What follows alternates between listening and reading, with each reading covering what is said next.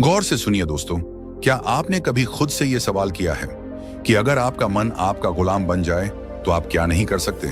क्या आपने कभी महसूस किया है कि आपकी जिंदगी में सबसे बड़ी लड़ाई बाहर की दुनिया से नहीं, आपके अपने मन से है? सुबह उठने का मन नहीं करता, कुछ नया सीखने का मन नहीं करता, बुरी आदतें छोड़ने का मन नहीं करता, गुस्सा आ जाता है, मन भटक जाता है, काम का मन नहीं करता, और फिर दिन के अंत में पछतावा होता है कि आज भी खुद से हार गया। कभी सोचा है कि ऐसा क्यों होता है? इस वीडियो में हम उसी गहराई तक उतरेंगे जहां से ये सारा खेल शुरू होता है, आपके मन से। और बात बस समझने की नहीं है, बात है जागने की, सच को देखने की और अपने मन को साधने की।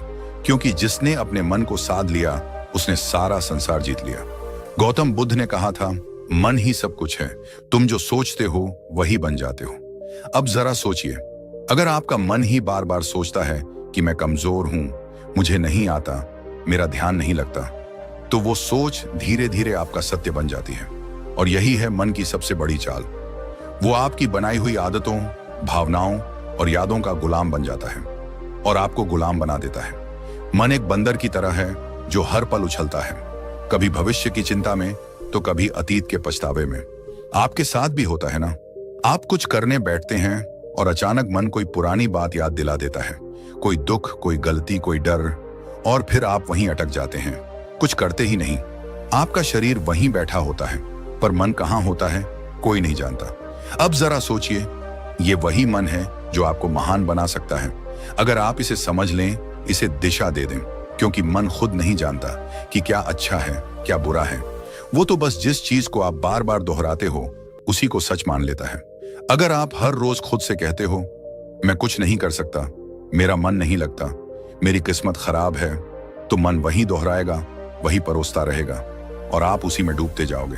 पर अब वक्त आ गया है कि आप इस मन को पहचानो, इसका व्यवहार समझो, इसकी चालाकी पकड़ो और इसे खुद के अधीन करो।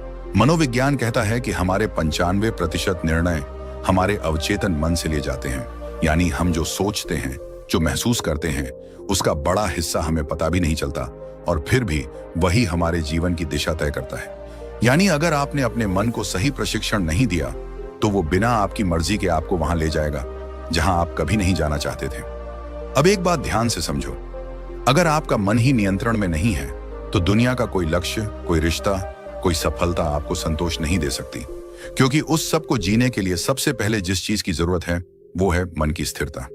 आधुनिक विज्ञान भी यही कहता है, दिमाग की वायरिंग और फायरिंग, यानी आप जैसे सोचते हो वैसे ही आप बनने लगते हो। हर बार जब आप नकारात्मक सोचते हो, आपका दिमाग उसी सोच की आदत डाल लेता है और यही आपकी आइडेंटिटी बन जाती है। अब जरा रुकिए और सोचिए, क्या आप वाकई अपने मन के मालिक हैं या फिर आपका मन ही आपको चला रहा है? यही है वो सवाल जो इस वीडियो की शुरुआत है। क्योंकि जब तक आप इस सवाल का जवाब खुद नहीं ढूंढोगे तब तक कोई बाहरी ज्ञान, कोई मोटिवेशन, कोई तरीका काम नहीं करेगा। इस वीडियो में हम आपके सामने वो रहस्य खोलने वाले हैं जिसके बाद आप जानोगे कि मन को जीतना क्या होता है और कैसे हर आम इंसान अपने मन की शक्ति को जागृत कर सकता है। और याद रखिए, मन को जीतना कोई एक दिन का काम नहीं है, ये एक अभ्यास है, एक यात्रा है, एक युद्ध है जो हर दिन लड़ा जाता है। लेकिन अगर आप इस युद्ध को समझ लें तो जीत पक्की है। अब हम उस बिंदु पर पहुंच चुके हैं जहां से असली सफर शुरू होगा। इस सफर में हम जानेंगे मन को कंट्रोल करने की 5 सबसे शक्तिशाली विधियां, जो न केवल आपके विचारों को बदलेंगी बल्कि आपके जीवन की दिशा ही मोड़ सकती हैं। तो बने रहिए इस वीडियो के साथ, क्योंकि अब जो आएगा वो सिर्फ जानकारी नहीं, जागृति है। पहली विधि, सकारात्मक आत्मवार्ता, पॉजिटिव सेल्फ टॉक। क्या आपने कभी अपने आप से कहा है, मुझसे नहीं होगा? स्विंगल, मैं हमेशा गलती करता हूं। जेरेनियम, मेरे बस की बात नहीं है। अगर हां, तो आज इस वीडियो को पूरा देखना आपके जीवन की दिशा को बदल सकता है। क्योंकि जिस व्यक्ति से आप सबसे ज्यादा बातें करते हैं वो कोई और नहीं, आप खुद हैं। और यही बातचीत आपके भविष्य की दिशा तय करती है। हमारा मन जो सोचता है वही हम बनते हैं। ये बात सिर्फ कोई मोटिवेशनल डायलॉग नहीं है, ये विज्ञान भी कहता है और ब्रह्मज्ञान भी। मन को कंट्रोल करने की पहली शक्तिशाली विधि है सकारात्मक आत्मवार्ता, यानी अपने आप से सकारात्मक बातें करना। ये कोई मामूली आदत नहीं, ये आपकी आत्मा से सीधा संवाद है। जब हम रोज खुद को नकारात्मक बातें कहते हैं, जैसे मैं कमजोर हूं, मेरे साथ ही ऐसा क्यों होता है, मुझे कुछ नहीं आता, तो हमारा अवचेतन मन, सबकॉन्शियस माइंड उन बातों को सच मानने लगता है। फिर वही बातें हमारी आदत बन जाती हैं, हमारी सोच बन जाती है और धीरे धीरे हमारा भविष्य भी वैसा ही बनने लगता है। मनोविज्ञान कहता है कि हमारा अवचेतन मन हर उस बात को रिकॉर्ड करता है जो हम खुद से बार बार कहते हैं। इसलिए अगर आप खुद से बार बार बोलते हैं मैं हार जाऊंगा, तो आपकी सोच हारने वाली बन जाएगी। और अगर आप खुद से रोज बोलें मैं कर सकता हूं, मैं सीख सकता हूं, मुझे खुद पर विश्वास है, तो आपका दिमाग उसी दिशा में काम करने लगेगा, सफलता की दिशा में। इस आत्मवार्ता का असर केवल आपके आत्मविश्वास पर ही नहीं पड़ता, बल्कि ये आपके शरीर की ऊर्जा, आपके फैसले और आपकी दृष्टि तक को प्रभावित करता है। गौतम बुद्ध ने कहा था, मन ही सब कुछ है, जैसा तुम सोचते हो वैसे ही बन जाते हो। उनकी ये बात आज के विज्ञान से भी मेल खाती है। पॉजिटिव सेल्फ टॉक हमारे न्यूरॉन्स को नए रास्ते बनाने पर मजबूर करती है। यानी जब आप बार बार खुद से अच्छा बोलते हैं तो आपका दिमाग नई संभावनाओं के लिए खुलने लगता है। अब सवाल उठता है, यह सकारात्मक आत्मवार्ता करनी कैसे है? सबसे पहले, हर सुबह उठते ही अपने आप से एक बात जरूर कहिए, मैं आज पहले से बेहतर हूं और हर दिन आगे बढ़ रहा हूं। ये छोटे छोटे वाक्य आपके दिन की दिशा तय करते हैं। दूसरा, जब भी कोई काम मुश्किल लगे तो खुद से ये मत कहो कि मुझसे नहीं होगा, बल्कि कहो ये चुनौती है और मैं इसे सीखने का मौका मानता हूं। इस सोच से आपका डर छंटने लगता है। तीसरा, अगर आप किसी गलती को लेकर खुद को कोसते हो तो उसी समय खुद से कहो, मैं सीखने वाला हूं, गलती मेरी पहचान नहीं है। ये आत्म स्वीकृति आपके मन को बोझ से मुक्त करती है।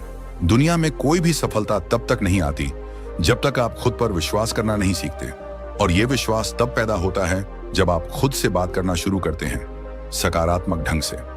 अब यहां एक बात और समझना बेहद जरूरी है। सकारात्मक आत्मवार्ता का मतलब ये नहीं कि आप हर हाल में खुद से झूठ बोलें, बल्कि इसका अर्थ है अपने अंदर की सच्चाई को देखना, समझना और उसे उन्नत दिशा में मोड़ना। अगर आप किसी कमजोरी को पहचानते हैं तो खुद से कहिए, हाँ ये मेरी कमी है, लेकिन मैं इसे सुधार सकता हूं। बस यही सोच आपको हर दिन एक नए स्तर पर ले जाएगी। इस आदत को अपनाने के लिए आप एक छोटा सा अभ्यास कर सकते हैं। रोज रात को सोने से पहले अपने आप से 3 सकारात्मक बातें बोलिए, जैसे आज मैंने खुद पर काम किया, मैं आगे बढ़ रहा हूं, मुझे खुद से प्यार है। ये बातें छोटी लगती हैं, लेकिन यही छोटी बातें आपके अंदर की जंग को जीतने में मदद करती हैं। बुद्ध कहते हैं, खुशी हमारे अपने विचारों पर निर्भर करती है। तो अगर आपके विचार आपके खुद के बारे में नकारात्मक होंगे तो आपके जीवन का हर कोना दुखी लगेगा। लेकिन अगर आप अपने अंदर सकारात्मक ऊर्जा भरते हो तो मुश्किलें भी साधारण लगने लगती हैं। अब ध्यान दीजिए, यह तो सिर्फ पहली विधि थी, मन को नियंत्रित करने की शुरुआत। इस यात्रा में आगे और भी गहराई है, और अब हम प्रवेश करेंगे दूसरी विधि में, जो आपके मन को स्थिरता और गहराई प्रदान करेगी, ताकि आप न केवल सोचें सकारात्मक, बल्कि महसूस करें आत्मिक शक्ति। दूसरी विधि, लक्ष्य निर्धारण, गोल सेटिंग। क्या आपने कभी सोचा है कि मन भटकता क्यों है? क्यों हम अक्सर एक काम शुरू तो करते हैं लेकिन बीच में ही छोड़ देते हैं? क्यों हमारा मन कभी अतीत की यादों में उलझा रहता है तो कभी भविष्य की चिंता में खोया रहता है? इसके पीछे एक गहरी वजह है, अस्पष्टता। मन को दिशा तब मिलती है जब उसे पता हो कि उसे जाना कहां है, और जब यह दिशा नहीं होती तो मन बिल्कुल उस घोड़े की तरह होता है जो खुली जमीन में बेतहाशा दौड़ रहा हो, बिना किसी मंजिल के। इसलिए मन को नियंत्रित करने की दूसरी शक्तिशाली विधि है लक्ष्य निर्धारण। जी हां, स्पष्ट, यथार्थवादी और प्रेरणादायक लक्ष्य। जिस इंसान ने अपने जीवन का उद्देश्य तय कर लिया, उसका मन खुद ब खुद अनुशासित हो जाता है। गौतम बुद्ध ने एक बार कहा था, यदि कोई व्यक्ति एक बाण को निशाने पर चलाता है तो पहले वह जानता है कि निशाना कहां है। उसी प्रकार जीवन को सही दिशा में ले जाने के लिए मनुष्य को पहले अपने लक्ष्य को जानना चाहिए। यह बात सिर्फ बौद्ध दर्शन में नहीं, बल्कि आधुनिक मनोविज्ञान में भी साफ साफ कही जाती है। मनोवैज्ञानिक कहते हैं कि जब आप स्पष्ट लक्ष्य बनाते हैं तो आपका मस्तिष्क एक केंद्र बिंदु ढूंढ लेता है। यह केंद्र बिंदु दिमाग को एक ही दिशा में सोचने, योजना बनाने और मेहनत करने के लिए प्रेरित करता है। जिस तरह से जीपीएस लोकेशन डाले बिना रास्ता नहीं दिखाता, उसी तरह लक्ष्य के बिना आपका मन आपको कहीं नहीं ले जाएगा, या फिर किसी ऐसी जगह पहुंचा देगा जहां आप कभी जाना ही नहीं चाहते थे। यहां पर एक महत्वपूर्ण तथ्य आता है, रेटिकुलर एक्टिवेटिंग सिस्टम RAS, ये हमारे मस्तिष्क का एक खास सिस्टम होता है जो हमें सिर्फ उन्हीं चीजों पर ध्यान देने देता है जो हमारे लक्ष्य से जुड़ी होती हैं। उदाहरण के लिए, अगर आप सोचते हैं कि मुझे एक लेखक बनना है, तो अचानक आपको किताबें, लेखन से जुड़ी जानकारी और अवसर खुद ही दिखने लगते हैं। ये कोई जादू नहीं है, ये आपका लक्ष्य और दिमाग का आपसी तालमेल है। अब सवाल ये है, लक्ष्य कैसा होना चाहिए? कई बार लोग बहुत बड़े बड़े लक्ष्य बना लेते हैं, लेकिन वो इतने धुंधले और अनियोजित होते हैं कि दिमाग उन्हें समझ ही नहीं पाता। इसलिए पहला कदम है अपने लक्ष्य को स्पष्ट और यथार्थवादी बनाना। उदाहरण के लिए, अगर आप कहते हैं मुझे सफल बनना है, तो यह बहुत ही धुंधला लक्ष्य है। लेकिन अगर आप कहते हैं मुझे अगले 6 महीनों में एक किताब लिखनी है, या मुझे 1 साल में एक छोटा बिजनेस शुरू करना है, तो आपका दिमाग उस लक्ष्य को पकड़ पाता है। यहां एक और बात समझना जरूरी है, लक्ष्य केवल मस्तिष्क को दिशा ही नहीं देता, बल्कि भावनात्मक ऊर्जा भी प्रदान करता है। जब हम एक लक्ष्य बनाते हैं और उसे पाने की कल्पना करते हैं, तो हमारे दिमाग में डोपामिन नामक रसायन रिलीज होता है। यह रसायन हमें खुशी, प्रेरणा और एक सकारात्मक ऊर्जा देता है। यानी लक्ष्य केवल मन को रोकता नहीं, बल्कि उसे चलने की सही प्रेरणा भी देता है। अब एक और सवाल उठता है, क्या एक लक्ष्य ही काफी है? तो इसका उत्तर है नहीं। लक्ष्य का विभाजन होना चाहिए, दीर्घकालिक लॉन्ग टर्म, मध्यकालिक मिड टर्म और लघुकालिक शॉर्ट टर्म। क्योंकि जब हम एक बहुत दूर का लक्ष्य बनाते हैं और उसके बीच कोई पड़ाव नहीं रखते, तो हमारा मन थक जाता है और कहता है अभी तो बहुत दूर है, फिर कभी शुरू करेंगे। इसलिए छोटे छोटे पड़ाव होना जरूरी है, ताकि मन को हर पड़ाव पर एक संतुष्टि और प्रगति की भावना मिलती रहे। आप जब एक लक्ष्य तय करते हैं और उस पर काम करना शुरू करते हैं, तो आपका मन विकर्षणों को खुद ही ठुकराने लगता है। जैसे ही आपका ध्यान भटकता है, दिमाग आपको याद दिलाता है हमारा लक्ष्य अभी अधूरा है, और यहीं से शुरू होता है मन पर नियंत्रण। अब सोचिए, एक मन जिसने खुद को एक दिशा में बांध लिया है, वो कितनी शक्ति उत्पन्न कर सकता है। आपने देखा होगा, जब आप किसी जरूरी काम में पूरे मन से लगे होते हैं, तो आपको भूख, प्यास, थकावट कुछ भी महसूस नहीं होता। क्यों? क्योंकि लक्ष्य ने आपके मन को पूर्ण रूप से फोकस्ड कर दिया है। यही शक्ति अगर हर दिन की आदत बन जाए, तो आपका जीवन वो रूप ले सकता है जिसकी कल्पना आपने कभी सिर्फ सपनों में की थी। आज के समय में सबसे बड़ी बीमारी क्या है? ओवर थिंकिंग, एंग्जाइटी, डिस्ट्रैक्शन, और इन सब का इलाज है लक्ष्य। लक्ष्य तय कर लीजिए और फिर देखिए आपका मन कैसे स्वतः अनुशासित होने लगता है। वो हर चीज जो आपका समय बर्बाद कर रही है, वो बेकार लगने लगेगी। मन बार बार आपको खींचकर आपके लक्ष्य की तरफ ले जाएगा। ये कोई चमत्कार नहीं, ये मन की दिशा बदलने की तकनीक है। अब जरा ये विचार कीजिए, अगर एक छोटा सा चुंबक लोहे की सुई को खींच सकता है, तो एक स्पष्ट और सशक्त लक्ष्य आपके मन को कितना खींच सकता है? मन जो अभी तक इधर उधर भागता फिर रहा था, वह धीरे धीरे उस चुंबक यानी लक्ष्य की ओर आकर्षित होने लगेगा। गौतम बुद्ध ने कहा था, मन अत्यंत चंचल है, लेकिन यदि उसे साध लिया जाए, तो वह आपके सबसे बड़े शत्रु को भी मित्र बना सकता है। इस साधना का पहला चरण था आत्मवार्ता और दूसरा लक्ष्य निर्धारण। ये दोनों विधियां मिलकर आपके मन को भीतर से पुनः प्रशिक्षित करती हैं। ये उसे एक नए रास्ते पर चलाना सिखाती हैं, जहां दिशा है, उत्साह है और स्पष्टता है। तो अगर आप चाहते हैं कि आपका मन आपकी बात माने, तो सबसे पहले आप उसे बताइए कि कहां जाना है। फिर देखिए कैसे वो रास्ता खुद बनाने लगता है। और यही से शुरू होती है वास्तविक आत्मशक्ति की यात्रा। दोस्तों, क्या आप जानते हैं कि हमारा मन सबसे अधिक बेचैन तब होता है जब हमारे पास समय की कोई योजना नहीं होती, जब हम हर काम को टालते जाते हैं, जब दिन रात सिर्फ भाग दौड़ बनकर रह जाते हैं, लेकिन फिर भी मन शांति को नहीं छू पाता। तब असल में दिक्कत समय की नहीं होती, बल्कि उस समय के प्रबंधन की होती है।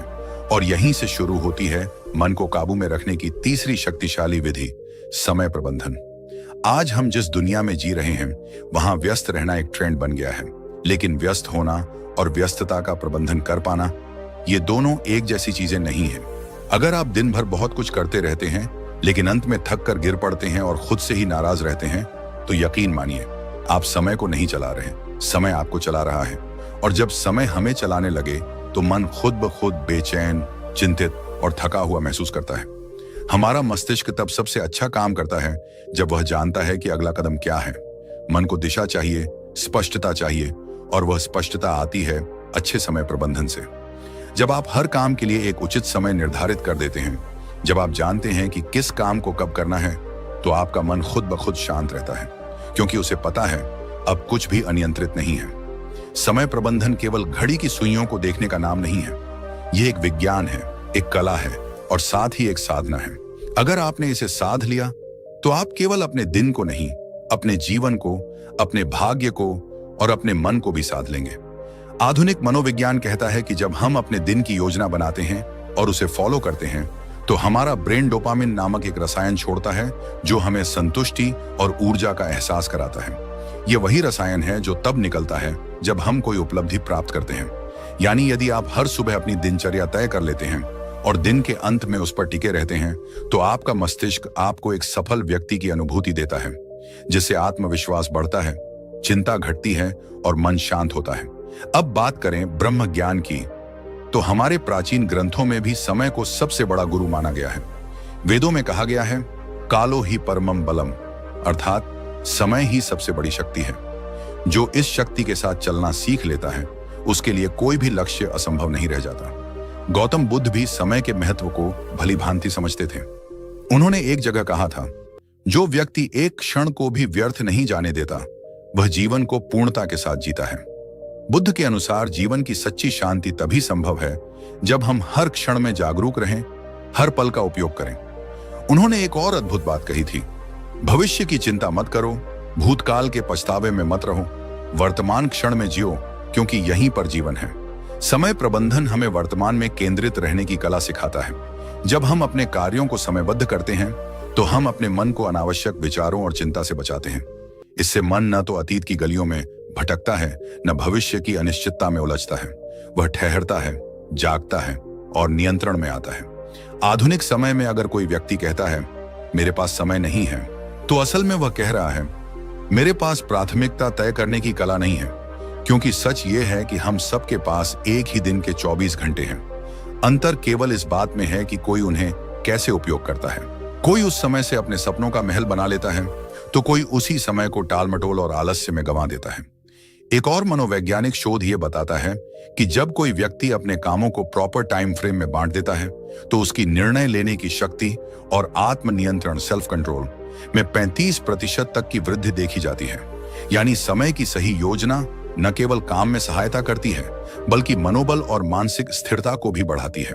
अब सोचिए, अगर हर सुबह उठकर आप केवल इतना जान लें कि आज का दिन आपके हाथ में है और आपको इसे इस प्रकार जीना है कि शाम तक आपका मन थक कर नहीं बल्कि तृप्त होकर सोए, तो कितना बदल जाएगा आपका जीवन। आप स्वयं अनुभव करेंगे कि मन अब उतना बेकाबू नहीं है, विचारों का शोर कम हो रहा है और एक गहरी स्पष्टता जन्म ले रही है। समय का सही प्रबंधन एक तरह से अपने आप से किया गया सबसे सुंदर वादा है कि मैं अपने जीवन को अनमोल मानता हूं और इसे यूं ही व्यर्थ नहीं जाने दूंगा। और जब यह भाव मन में दृढ़ हो जाता है, तब मन भी उसी अनुरूप काम करता है, वह आपके नियंत्रण में आने लगता है। तो यदि आप अपने मन को नियंत्रित करना चाहते हैं, शांत और स्थिर बनाना चाहते हैं, तो अपनी दिनचर्या को पुनः रचिए, हर घंटे का हिसाब रखिए और सबसे जरूरी, हर पल को पूरी जागरूकता और गहराई से जीने की आदत डालिए। जब मन देखेगा कि आप समय का सम्मान कर रहे हैं, तो वह भी आपको सम्मान देगा। दोस्तों, क्या आप जानते हैं, हम सबके भीतर एक ऐसी शक्ति है जो अगर जाग जाए तो न कोई डर टिक सकता है, न कोई चिंता, न कोई भ्रम। लेकिन अफसोस की बात यह है कि आज की भाग दौड़ भरी जिंदगी में हम उस शक्ति से बिल्कुल कट चुके हैं। मन एक भटकती हुई हवा बन गया है, कभी अतीत के पछतावे में उलझा हुआ, तो कभी भविष्य की चिंता में डूबा हुआ। और यही सबसे बड़ा कारण है मानसिक अशांति का, नींद ना आने का, अकेलेपन का और आत्मविश्वास की कमी का। आज हम बात करने जा रहे हैं ध्यान की, यानी मेडिटेशन की। यह सिर्फ कोई साधना नहीं, ये कोई ट्रेंड नहीं, ये कोई वेस्टर्न तकनीक नहीं, बल्कि ये हमारी ही आत्मा का द्वार है, जिससे होकर हम अपने भीतर के सच्चे स्वरूप तक पहुंच सकते हैं। हर दिन कुछ ही मिनट का ध्यान आपके पूरे जीवन की दिशा बदल सकता है। और यह कोई अतिशयोक्ति नहीं है, यह विज्ञान भी मान चुका है और ब्रह्म ज्ञान भी बार बार इसी बात की पुष्टि करता है। जब आप ध्यान करते हैं, तो सबसे पहले जो होता है वो यह कि आपका मन स्थिर होता है। वह मन जो अभी तक बंदर की तरह इधर उधर कूद रहा था, वह शांत हो जाता है। और जब मन शांत होता है, तभी तो आप अपने विचारों को स्पष्ट देख सकते हैं। ये क्लैरिटी ऑफ थॉट्स ही आपकी हर समस्या का हल है, क्योंकि समस्या से ज्यादा परेशान करने वाला तो भ्रम होता है, और भ्रम तब टूटता है जब विचारों में स्पष्टता आती है। आज मनोवैज्ञानिक भी कहते हैं कि जब कोई व्यक्ति रोज 10 से 15 मिनट ध्यान करता है तो उसका एमिगडाला, जो हमारे मस्तिष्क का वह हिस्सा है जो डर और चिंता को नियंत्रित करता है, वो छोटा होने लगता है, और इससे व्यक्ति का इमोशनल रिस्पॉन्स सुधरने लगता है। मतलब यह कि जो बात पहले आपको बहुत जल्दी गुस्सा दिला देती थी, वही बात अब शायद आपको हंसी में टालने की शक्ति दे दे। जो पहले आपकी नींद छीन लेती थी, वही अब आपको गहरी नींद में डुबा दे। ध्यान कोई दिखावा नहीं है, ये एक आंतरिक प्रक्रिया है, और यह तभी फल देती है जब आप इसे श्रद्धा और नियमितता से करते हैं। जैसे शरीर के लिए व्यायाम जरूरी है, वैसे ही मन के लिए ध्यान एक आवश्यकता है। ये कोई विकल्प नहीं, बल्कि मानसिक स्वच्छता का मूल आधार है। अब जरा एक पल रुकिए और अपने भीतर झांकिए, बिना किसी आवाज के, बिना किसी शब्द के, बस खुद के साथ कुछ पल बिताने की कोशिश कीजिए। क्या आप जानते हैं कि जब आप गहराई से ध्यान में जाते हैं तो आप न सिर्फ अपने विचारों को समझने लगते हैं, बल्कि आप यह भी महसूस करने लगते हैं कि आप वो विचार नहीं हैं। आप तो वो देखने वाला है जो हर विचार को आते जाते देख रहा है। गौतम बुद्ध ने ध्यान को जीवन का मूल बताया। उन्होंने कहा, ध्यान ही एकमात्र रास्ता है जिससे तुम अपने भीतर की आग को बुझा सकते हो। उन्होंने वर्षों तक मौन साधना की, अपने विचारों को परखा, और उसी गहराई से उन्होंने संसार को बताया कि मनुष्य का दुख किसी बाहरी कारण से नहीं होता, बल्कि उसके मन की अस्थिरता ही उसका सबसे बड़ा शत्रु है, और इस शत्रु को हराने का एकमात्र रास्ता ध्यान है। बुद्ध के अनुसार ध्यान तुम्हें साक्षी बनाता है, और जब तुम साक्षी हो जाते हो, तब तुम अपने डर को भी, अपने क्रोध को भी, अपनी व्यथा को भी बाहर से देख सकते हो, और यही दूरी ही तो है मुक्ति की शुरुआत। आज जितना समय हम बाहरी चीजों पर खर्च कर देते हैं, मोबाइल स्क्रोलिंग, टीवी देखना या बेवजह की बातचीत, अगर उसी में से हम सिर्फ 15 मिनट अपने लिए, अपने मन के लिए दे दें, तो सोचिए हमारा जीवन कितना बदल सकता है। ध्यान करने के लिए किसी विशेष स्थान या किसी विशेष पद्धति की आवश्यकता नहीं, बस शांति हो, एक कोना हो, और हो थोड़ी सी इच्छा खुद को समझने की, खुद से मिलने की।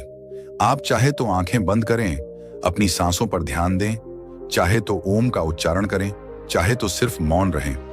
तरीका कोई भी हो सकता है, लेकिन परिणाम हमेशा एक ही मिलेगा, शांति, गहराई और भीतर की शक्ति। ध्यान हमें सिखाता है कि शांति बाहर नहीं, भीतर है। ध्यान हमें सिखाता है कि समाधान कोई और नहीं देगा, हमें खुद ही खोजना होगा। ध्यान हमें सिखाता है कि जब तक तुम अपने मन पर नियंत्रण नहीं करते, तब तक कोई भी चीज तुम्हें पूरी तरह संतुष्टि नहीं दे सकती, न दौलत, न रिश्ते, न सफलता। और अंत में एक बात जो सबसे जरूरी है, ध्यान कोई एक बार का प्रयोग नहीं है, यह एक निरंतर यात्रा है। जैसे जैसे आप इस यात्रा में आगे बढ़ेंगे, वैसे वैसे आप खुद को उस रूप में जानने लगेंगे जो आप वास्तव में हैं। आप पाएंगे कि आप सिर्फ एक शरीर नहीं, एक नाम नहीं, एक पहचान नहीं, बल्कि आप शुद्ध चेतना हैं, शुद्ध शक्ति हैं।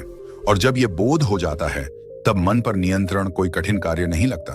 तब चिंता मिट जाती है, तब डर भाग जाता है, तब भीतर से आवाज आती है, अब तुम मुक्त हैं। और ठीक यहीं से हमारी अगली विधि की शुरुआत होती है, जो इस शुद्ध चेतना को और अधिक गहराई से पहचानने की ओर हमें ले जाएगी। जब जीवन की आपाधापी हमें थका देती है, जब विचारों का शोर इतना बढ़ जाता है कि अपने ही मन की आवाज सुनना मुश्किल हो जाता है, तब हम अक्सर मानसिक शांति की तलाश में भटकते हैं। हर कोई यही सोचता है, कैसे अपने मन को काबू में लाया जाए, कैसे इस बेचैनी से बाहर निकला जाए, कैसे अपने जीवन को फिर से संतुलित किया जाए। आज हम बात कर रहे हैं उसी खोज के अंतिम पड़ाव की, मन को कंट्रोल करने की 5 शक्तिशाली विधियों में से 5वीं विधि की, जो दिखने में सरल है लेकिन इसके पीछे छुपी है अनंत शक्ति। यह विधि है शारीरिक व्यायाम, यानी रेगुलर फिजिकल एक्सरसाइज। अब आप सोचेंगे कि इसमें ऐसा क्या खास है, क्या वाकई शारीरिक व्यायाम से मन शांत हो सकता है? तो चलिए आज हम इस पर गहराई से बात करते हैं, सिर्फ शब्दों से नहीं, बल्कि विज्ञान, प्राचीन ज्ञान और अनुभव से जुड़े तथ्यों के आधार पर। सबसे पहले यह समझिए कि हमारे मन और शरीर का रिश्ता कितना गहरा है। जब शरीर में कोई बदलाव होता है तो उसका सीधा असर मन पर पड़ता है, और जब मन में कुछ चलता है तो शरीर भी उसका असर झेलता है। इसीलिए अगर आप अपने मन को नियंत्रित करना चाहते हैं तो शरीर को अनदेखा नहीं कर सकते। आधुनिक विज्ञान कहता है कि जब हम व्यायाम करते हैं, चाहे वो तेज चलना हो, योग हो, दौड़ना हो या कोई खेल, तो हमारा मस्तिष्क एंडोर्फिन्स एंडोर्फिन्स नामक रसायन छोड़ता है, जिसे फील गुड हॉर्मोन्स कहा जाता है। यह वही रसायन है जो हमें सुकून देता है, तनाव को कम करता है और मन को स्थिर करता है। यही कारण है कि जो लोग रोजाना व्यायाम करते हैं वे मानसिक रूप से ज्यादा स्थिर, शांत और सकारात्मक बने रहते हैं। अब अगर हम प्राचीन ब्रह्म ज्ञान की ओर देखें तो वेदों और उपनिषदों में भी कहा गया है, शरीर माध्यम खलु धर्म साधनम, अर्थात यह शरीर ही धर्म पालन का पहला साधन है। जब शरीर स्वस्थ होगा तभी मन भी अनुशासित होगा और जीवन का लक्ष्य प्राप्त कर पाना संभव होगा। गौतम बुद्ध के जीवन में भी इसका विशेष महत्व देखने को मिलता है। बुद्ध ने अपने शिष्यों को केवल ध्यान और उपदेश ही नहीं दिए, बल्कि उन्हें नियमित रूप से चलने, शरीर को सक्रिय रखने और अपने शरीर के साथ अपने मन का भी ध्यान रखने की शिक्षा दी। जीवन में मध्य मार्ग अपनाओ, ये बुद्ध का सबसे बड़ा संदेश था। न तो शरीर को इतना थकाओ कि वह टूट जाए और न ही उसे इतना आराम दो कि वह जड़ हो जाए। संतुलन ही असली साधना है। ध्यान दीजिए, जब आप थके हुए होते हैं, तनाव में होते हैं या क्रोध में होते हैं तो आपका शरीर कैसा हो जाता है? आपकी सांसें तेज चलने लगती हैं, मांसपेशियां कस जाती हैं, नींद उड़ जाती है और पेट में गड़बड़ी होने लगती है। यह सब शरीर के अंदर का संकेत है कि मन ठीक नहीं चल रहा। लेकिन जैसे ही आप व्यायाम करते हैं, श्वास गहरी होती है, शरीर में ऊर्जा दौड़ती है, नींद सुधरती है और मन हल्का लगने लगता है। इसका एक और गहरा पक्ष है जो बहुत कम लोग समझते हैं। जब आप व्यायाम करते हैं तो आप अपने शरीर से जुड़ते हैं। उस क्षण आप वर्तमान में होते हैं, अभी और यही है being in the present moment, जो कि ध्यान का सबसे मूल सिद्धांत है। और जब आप इस तरह से हर दिन अपने शरीर के साथ उपस्थित रहते हैं तो धीरे धीरे आपका मन भी आपके नियंत्रण में आना शुरू करता है। व्यायाम का मतलब सिर्फ जिम जाना या भारी वजन उठाना नहीं है। यह तो आपकी दिनचर्या का एक हिस्सा बन सकता है, जैसे सुबह की सैर, सूर्य नमस्कार, प्राचीन योगासनों का अभ्यास या यहाँ तक कि खेतों में काम करना भी एक तरह का व्यायाम है। सवाल यह नहीं है कि आप क्या करते हैं, सवाल यह है कि आप कितनी नियमितता से करते हैं और कितनी श्रद्धा से करते हैं। और एक बात हमेशा याद रखें, जब आप अपने शरीर को रोज सुधारते हैं तो आप अनजाने में अपने मन को भी एक मन को नियंत्रित करना कोई एक दिन का काम नहीं है। ये एक यात्रा है, आत्मज्ञान की, अनुशासन की और अपने भीतर की शक्ति को पहचानने की। जब आप अपने मन को समझना शुरू करते हैं, उसे दिशा देना सीखते हैं, तो आप खुद महसूस करेंगे कि जीवन में कितनी शांति, स्पष्टता और ऊर्जा आ गई है। आज से ही छोटी शुरुआत करें, ध्यान करें, अपनी सांसों पर ध्यान दें, अपने विचारों को देखें और हर दिन खुद से जुड़ने का प्रयास करें।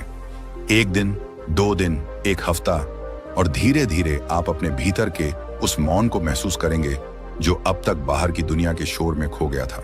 और याद रखिए, मन पर विजय ही जीवन की सबसे बड़ी जीत होती है। अगर आपको यह वीडियो पसंद आया हो, अगर आपको इससे कुछ सीखने को मिला हो, अगर इन बातों ने आपके मन को छुआ हो, तो कृपया इस वीडियो को लाइक करें, अपने दोस्तों और परिवार के साथ शेयर करें और हमारे YouTube चैनल को सब्सक्राइब करें। आपका एक एक सब्सक्राइब हमें प्रेरणा देता है कि हम आपके लिए और भी गहरा और भी सार्थक ज्ञान लेकर आए।